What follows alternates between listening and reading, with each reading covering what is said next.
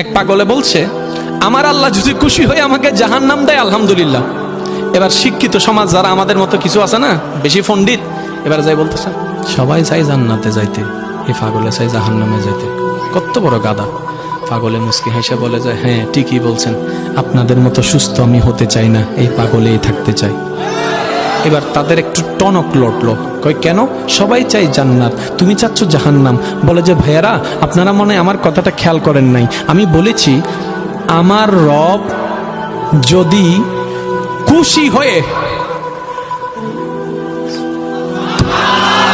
আমার রব যদি খুশি হয়ে আমাকে জাহান্নাম দেয়, আমি সেটাও নিতে রাজি। বলে যে এখনো বুঝলাম না। পাগল বলে জ্ঞান দিয়ে রবের বিষয় বোঝা যায় না, দিল দিয়ে বুঝতে হয়। আরে শুনো, রব যখন খুশি হয়ে যাবে জাহান্নামটা জান্নাত হয়ে যাবে, রব যখন নারাজ হয়ে যাবে জান্নাতটা জাহান্নাম হয়ে যাবে।